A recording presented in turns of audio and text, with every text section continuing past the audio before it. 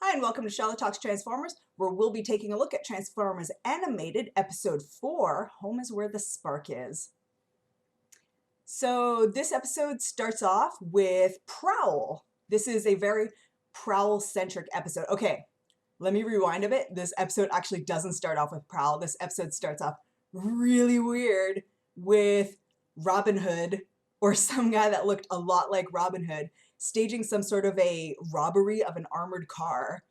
And they don't bring him up again in the episode. It's so weird. He just is using bows and arrows to rob a car, and then Optimus Prime comes and defeats him. Well, defeats him. He basically captures him so that the police can take him off. And then they never bring him up again. So weird. I kind of hope we'll see him again later, because that was very bizarre. That was I thought that was how the whole episode was gonna go, and then it completely changes. So the episode really starts off with Prowl, and he's just kind of hanging out in a park, observing a little birdie getting stalked by a cat, and fascinating. That's his line. Fascinating. Everything's fascinating to him. Prowl is now Spock. Prowl is. That's what I was thinking during the episode too. I was like, he's Spock, but far less logical and more centered in himself. Like, he's very grounded. He's very, I'm assuming, kind of spiritual almost. I'm assuming this goes back to his ninja training. He has a very Japanese aesthetic going on, and I'm assuming this is sort of like a one with nature scenario that was part of his training. Getting a bit off track. So Prowl is observing this kitty attacking this bird. It's fascinating. And the humans are like, oh my goodness, it's one of those Autobots. And then Prowl's like, and then he just goes. So in Prowl's room, he has this traditional Japanese temple entrance motif going on with these sliding panels. And the rest of the warehouse is totally broken down. So a part of me is like, did he just get an interior designer? It's kind of weird. Prowl also has a large tree in his room, and he was marveling over the peacefulness of it. I'm assuming he really likes Earth. We also get to see a scene of the Autobots redecorating their new place, and they get in a widescreen TV, and Prowl is just watching a nature documentary about a butterfly emerging from its chrysalis, and fascinating. So right off the bat, we start to get a bit of tension between Prowl and Bumblebee. Bumblebee is a fast-paced, really loud, action-loving sort of guy. He's never still, he's never quiet, he's always wanting to party and go, go, go. And Prowl is the exact opposite. So there's some tension between them, which they they don't really resolve, but they handle very nicely in this episode. Part 2, I can't really call it part 2, but half of this episode is dedicated to Prowl, and basically, he doesn't really fit in. It's basically dedicated to Prowl and his not fitting in with the Autobots very well, and his not even really fitting into Earth too well. He just wants to be by himself. He wants to be quiet. He wants to be peaceful. And but that's what makes him cool. It doesn't. Actually, it is what makes him cool. That's what I like about Prowl. You do you, Prowl. The second half of this episode that kind of all blends in together is Megatron. Megatron's back in a big way. He has been comatose this whole time, as we find out in this episode. Sari is going to bring her father some tea in his lab, and she uses her Allspark key to access the laboratory. And this Allspark gives a jump start to Megatron, who then immediately realizes the situation and immediately comes up with a brilliant plan. He takes these pocket bots that Professor Sumdac has been inventing and uses some sort of robotic mind control to send the Autobots with Sari to where the Autobots are having a bit of a sleepover.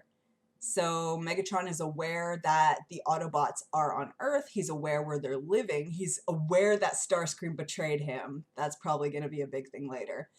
So right away, he gained a lot of information, and he's immediately planning. He's planning to find the Allspark. When he realizes he can't get the Allspark, his plan is to destroy the Autobots. So this sets up a very weird scenario where Sari is hanging out with the Autobots, and they're having a sleepover, and they're doing Twister. They're telling scary ghost time stories. And meanwhile, Megatron's just watching them from this like little robot that he's controlling, and something innocent will happen, like they'll be playing Twister and then they'll be like, laugh now, Autobots, but soon your vengeance will come to you, or something like that. It's like, calm down, Megatron, calm down. I also want to mention Megatron's voice is really cool. Usually he has a sort of deep gravelly voice. In this iteration, his voice is a lot smoother. It's very refined. He's got a British accent, so he feels a little more menacing, I think. Like compared to G1 and other continuities, this one definitely seems like he doesn't let his rage control him. He takes action. He has a plan, and he's always plotting. So this Megatron, very intelligent guy. You can tell from what little we've seen of him that he is always in control, always in command. He's probably going to be one of the better Megatron iterations as far as being an enemy to the Autobots. So you get a lot of funny scenes where Autobots playing Twister, stuff like that, and Prowl just kind of joins in on a Twister match. It's kind of surreal, to be honest. You don't really see the Autobots playing Twister too much.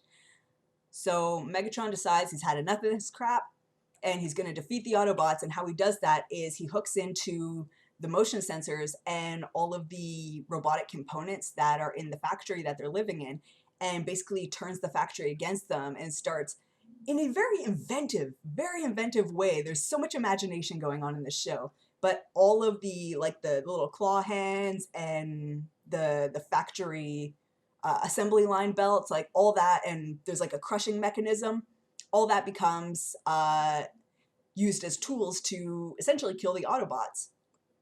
So yeah, kudos to the writers and the creative team, because even in just these short 4 episodes, I have seen so much creativity in this show. It's pretty brilliant. So all of the Autobots are getting fairly whooped by Megatron. Megatron's like way over on the other side of the city, and he's still just like completely dominating the situation. So Bulkhead is getting crushed. Ratchet is like getting exploded at. Optimus Prime, a big magnetic, I don't even know what you call those things, but he's stuck to a magnet. And so the only ones left are Prowl and Bumblebee. So Prowl comes up with this really good tactic: stillness and strike. He realizes everything is set to motion detectors. So he's very still, enough time for the motion detectors to not detect him anymore, and then he strikes.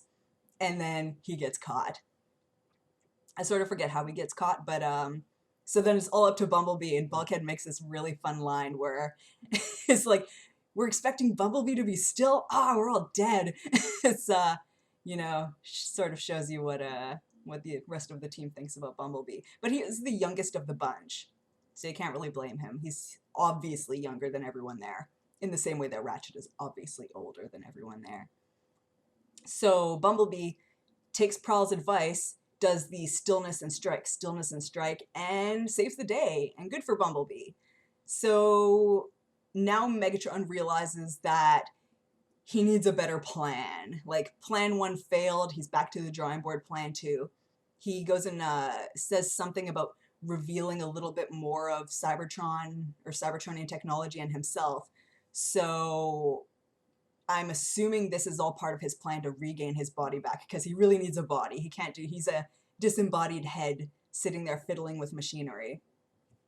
And the episode ends with Prowl and Bumblebee playing Twister.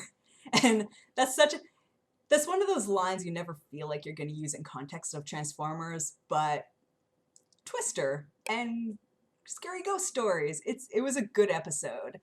I was surprised that they'll sort of take an episode off after a really action-packed opening. So they had the 3-parter, which was very full of just stuff going on, a lot of stuff going on. And I thought that this was going to be more fillerish, but no, very plot-heavy, top-notch episode, really great. I say that every episode, but it's a great series. What can you do? I'm sure we'll come to a bad episode soon. One more thing I want to touch on is I really feel the art has gotten not significantly better, but I do feel like a lot of the action scenes and some of the lines, they're maybe coming into their own as an art style. It felt very basic at the start, and now it feels a little bit more refined, a little bit more polished. Still got that kind of cheap kid show animation thing going on, but it's really growing on me. It's a great style, especially, and I can't say this enough, fucking Prowl. What a great design. What a great character. Can you tell he's my favorite character? Because he's my favorite character so far. Until one other character comes out with just sort of the incredible uniqueness that Prowl has. Favorite character. I don't know. I could be totally wrong. He could be everyone else's least favorite character, but he's mine. So that was the episode. I don't think I have anything more to say about that except for it was good. It was a good episode. Can't wait to see what happens next. Please don't forget to leave a comment, subscribe. Love to hear from you. Bye.